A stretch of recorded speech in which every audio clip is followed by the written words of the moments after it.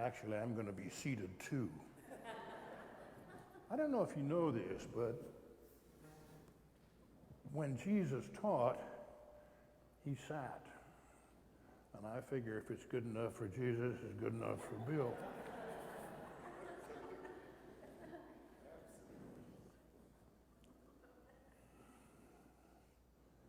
On Christmas morning, a number of years ago,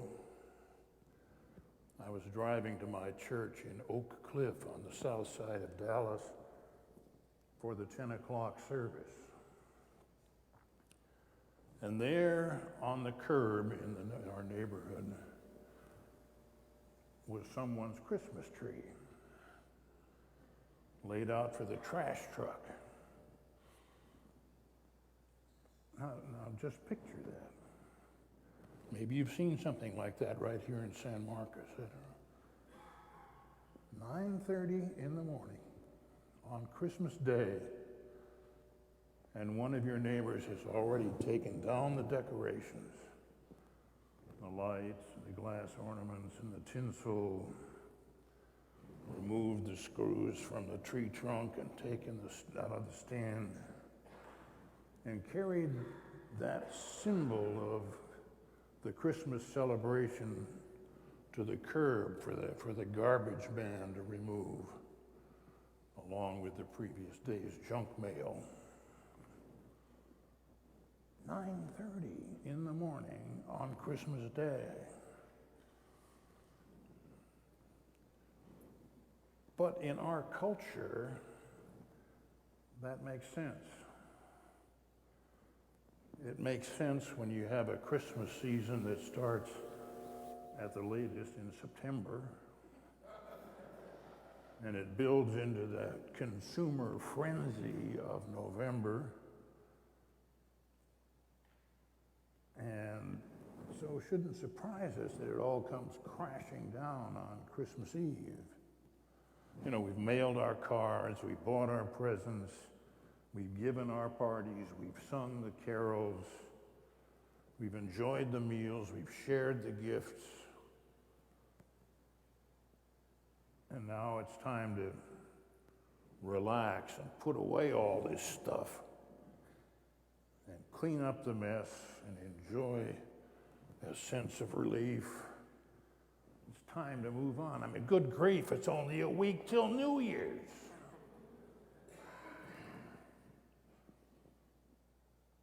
And yet that's not what we Episcopalians celebrate liturgically. This is not the first time this winter that the church proclaimed a countercultural message. Remember way back a month ago in Advent, and we were hearing the message, keep awake and know that God is still God, and prepare for the solemnity of the celebration of the coming of Christ. Well, I don't know about you, but that makes me as an Episcopalian feel a little Scroogey. That's not what society or culture around us is doing. And now that culture is telling us Christmas is over. And here we are together celebrating the 8th day of Christmas, the 8th day of 12 days of Christmas. Hey, we're only halfway through the season. We in the church are telling a different story than the one told by our culture. All those folks who want us to say Merry Christmas aren't focused on the Son of God. They're thinking about Santa Claus. You know, I've even seen, maybe you have too, municipal manger scenes that have a Santa figure kneeling at the manger. That's our cultural norm. It's jolly old St. Nicholas, who comes to give good children gifts and bad ones lumps of coal. And jolly old Fifth Avenue that sells the best gifts that money can buy. Our culture's idea of Christmas is all about spending and buying and getting more and more stuff. It's about rewards and punishments and things based on worthiness. It's almost demonic. Yet our Christmas story is not about gifts, though it may include gifts as tokens of our love. Our story is about the redemption of the world. Our story is about singing praises to our heavenly God who created us out of dust.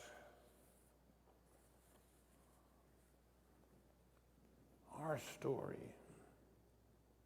is about this God who became human, who became one of us.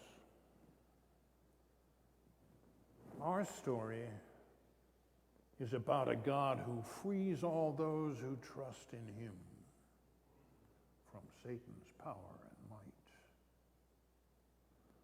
And our story's not over. It's not complete. It's not fulfilled.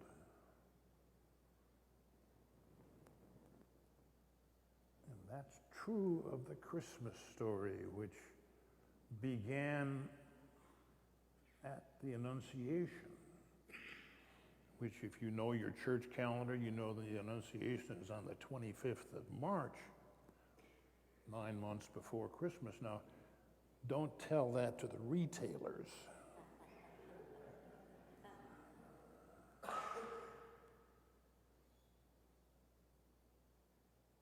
The Christmas story has slogged through months of morning sickness and hormonal changes, 9 months of pregnancy. That's pretty ordinary stuff. It's not festive. And then one day that story bursts forth into joy. That's Christmas. Out of quiet, humble, simple beginnings comes an event that will rock the world. And Mary and Joseph don't seem to get it. Mary had probably decided that her encounter with the angel some months ago was some sort of hallucination. Here she is with her working poor husband in a relative's stable, giving birth among the animals and laying her baby in a feed trough. And then shepherds appear singing. And I imagine her saying, "Oh, that's a lovely thing. Aren't the people in Bethlehem friendly?" She still doesn't seem to grasp who she is holding and who is nursing at her breast.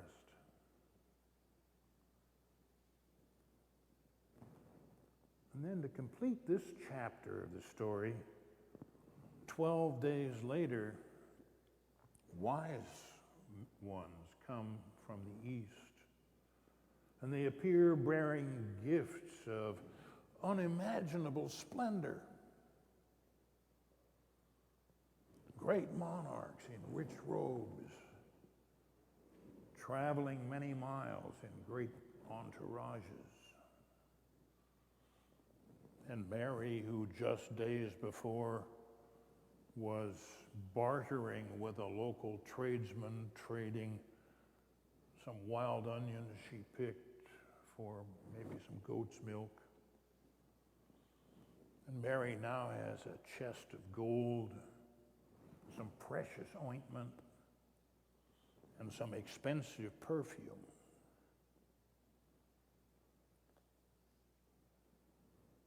Well, it's this that marks the end of the chapter, not the birth of this new Savior. And the church marks that event next Saturday. It's the feast of the Epiphany. So be aware of that, it's coming. And that's the real wrap-up. And on Epiphany Eve, you see, Mary and Joseph received gifts they could not imagine. And they did nothing to earn. They did not deserve. They were heavenly gifts, divine gifts, to be sure. And they're gifts that you and I have received as well. Gifts that we could not imagine. Gifts that we did nothing to earn and really did not deserve. Gifts of grace, redemption, of love. Oh yeah, the gifts had a monetary value, but that's not the point. The gold and the frankincense and the myrrh,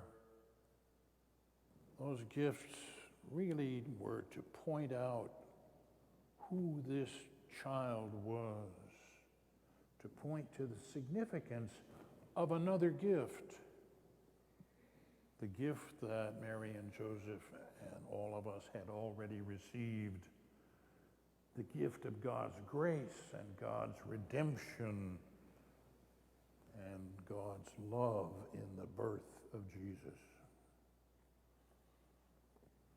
And so today,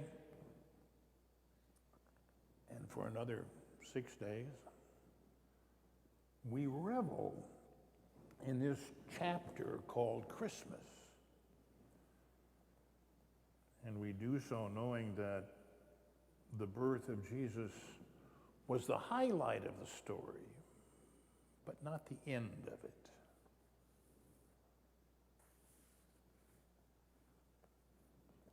You know, like so many stories, we will not grasp the meaning of it until it's completely over. We focus on the image of that tiny babe wrapped in swaddling clothes, lying in a manger. We reveled in that image, so much so that we missed the point. Born on earth to save us, him the Father gave us. And so the church gives us not 1, but 12 days of a kind of a second chance for Christmas. 12 days to see behind the sense of obligation to the underlying love that each gift given represents.